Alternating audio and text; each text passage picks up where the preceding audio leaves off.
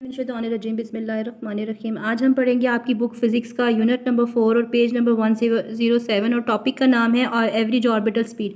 Orbital speed वो speed होती है जिसकी वजह से कोई भी ऑब्जेक्ट किसी भी सिस्टम के इर्द गिर्द ऑर्बिट कर सकता है। और बुक में आपकी डेफिनेशन यूँ लिखी हुई, the orbital speed of the body is the speed at which it orbits around the centre of the system. तो इट ऑर्बिट्स का मतलब होता है इट रिवॉल्व्स। यहाँ से लेके यहाँ तक आप लोग डेफिनेशन याद करेंगे ऑर्बिटल स्पीड की, यहाँ तक। उसके बाद the relationship between speed, distance and time. Average speed आपको पता है कि फॉर्मूला होता है डिस्टेंस ओवर टाइम।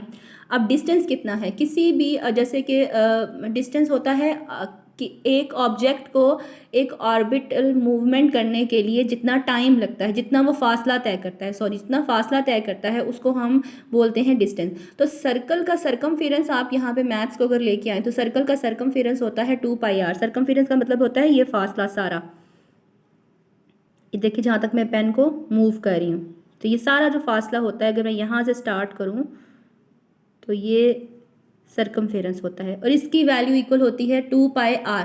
तो डिस्टेंस तो आपके पास हो गया 2πr का।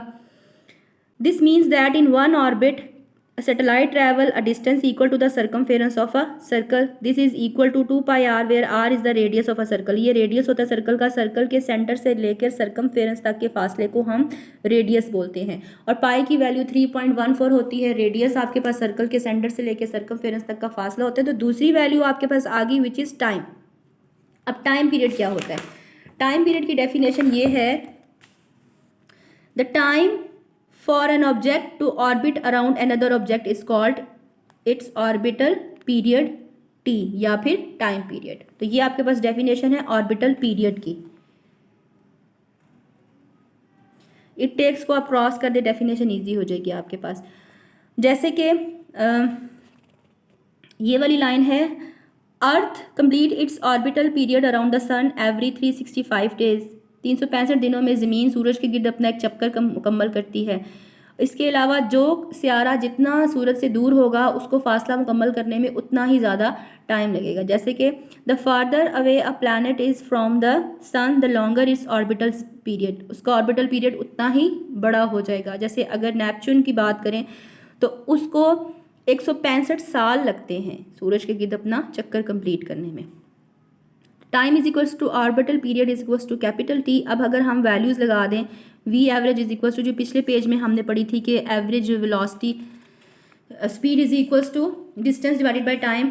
डिस्टेंस हमने बात की थी 2πr के इक्वल होता है which is the circumference of a circle and time is equals to T. अब आपने नोट किया होगा इस इक्वेशन से एक कंक्लूजन आपको मिलता है कि इस पूरी इक्वेशन में कहीं पे भी मास नहीं है।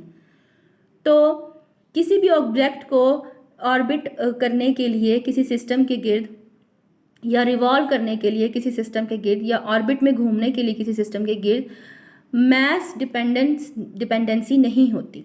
यानी कि कोई ऑब्जेक्ट बड़ा हो या छोटा हो, वो डिपेंड करता है सिर्फ फासले पे और रेडियस पे, टाइम पीरियड रेडियस पे और कितना टाइम, जस्ट इस पे डिपेंड करता है। तो स्पीड सेम ही होगी। अगर कोई ऑब्जेक्ट बड़ा है तो उसकी भी स्पीड, और कोई ऑब्जेक्ट छोटा है तो उसकी भी स्पीड सेम होगी ज़मीन के गिर्द घूमने में, अगर वो एक जैसे फासले पे हैं तो। यानी कि वज़न का इसमें कोई ताल्लुक नहीं है। आपकी बुक में इसे यूँ करके लिखा हुआ है, which means that for particular distance, यानी कि सेम डिस्टेंस के लिए from the centre of the earth all the satellite should have the same orbital speed irrespective of the size of the satellite. अगर हम ज़मीन के गिर्द कुछ सैटेलाइट्स भेज देते हैं और वो सब ज़मीन से एक जैसी दूरी पे हैं, पर्टिकुलर डिस्टेंस पे हैं, तो वो एक जैसी स्पीड के साथ मूव करेंगे इर्रिस्पेक्टिव ऑफ द मास। वज़न को डिपेंडेंसी नहीं होगी, वज़न को निगलेक्ट कर देंगे क्योंकि इस इक्वेशन में कहीं पे भी मास का एम यूज़ नहीं हुआ। और ये बातें जो हैं ये कभी कभी ऑब्जेक्टिव में आ जाती हैं या MCQs में आ जाएंगी ऐसे करके, और अगर पूरा टॉपिक आ जाएगा तो फिर आप पूरे टॉपिक में ये लिख लीजिएगा, ये याद रह जाती हैं। आपने याद यहाँ से करना है सबसे पहले ऑर्बिटल स्पीड की डेफिनेशन यहाँ से लेके यहाँ तक, फिर ये मैथमेटिकल फार्मूला, फिर डिस्टेंस को एक्सप्लेन किया है कि वो सर्कमफेरेंस ऑफ सर्कल होता है, फिर टाइम पीरियड किसी भी ऑब्जेक्ट को ऑर्बिट करने के लिए अनदर ऑब्जेक्ट जितना वक्त लगता है उसको हम ऑर्बिटल पीरियड कहते हैं। ज़मीन 365 दिनों में मुकम्मल करती है। इसका ये ऑर्बिटल पीरियड 365 दिन होता है। नेपच्यून का ऑर्बिटल पीरियड 165 ईयर्स होता है। और फिर ये फार्मूला में वैल्यूज़ पुट करेंगे और फिर हमने यहाँ पे एंड पे मैथ्स की बात की है। इसके साथ ही हमारा ये वाला टॉपिक ख़त्म हो जाता है। और नेक्स्ट एक न्यूमेरिकल है जिसमें यहाँ पे देखें तो ये आपको टाइम पीरियड दिया हुआ है। उसके बाद फिर आपको ये डिस्टेंस यानी कि आर दिया हुआ है। तो ये डेज़ में है, तो डेज़ बहुत बड़ी यूनिट होती है तो हम सेकंड में चेंज करते हैं। और यहाँ पे मिलियन किलोमीटर्स हैं, तो मिलियन किलोमीटर्स को भी आपने चेंज करना है। 10 की पावर 6 हो जाएगी। किलोमीटर जो है वो 10 की पावर 3 हो तो मीटर में चेंज होता है। तो ऐसे करके आपने चेंज कर लिया। उसके बाद फिर आपने 2πr/t लगा दिया। तो 2 वैल्यू है कांस्टेंट इसमें है, पाई की वैल्यू 3.14 है, आर हमने यहाँ चेंज किया था 1.5 × 10 की 11। ये आपको पता है यहाँ पे पॉइंट होगा, 2 पीछे जाएंगे तो यहाँ पे 10 की 2 आ जाएगा। तो 6 और 3 9 और 2 ऐड करेंगे तो 11 बन जाएगा। इस तरीके से ये चेंज हुआ है। अगेन रिपीट कर देती हूँ, 10 की 6 मिलियन के लिए यूज़ हुआ है और 10 की 3 किलोमीटर से मीटर में जाने के लिए यूज़ हुआ है। उसके बाद ये डेज़ को आप चेंज कर लें।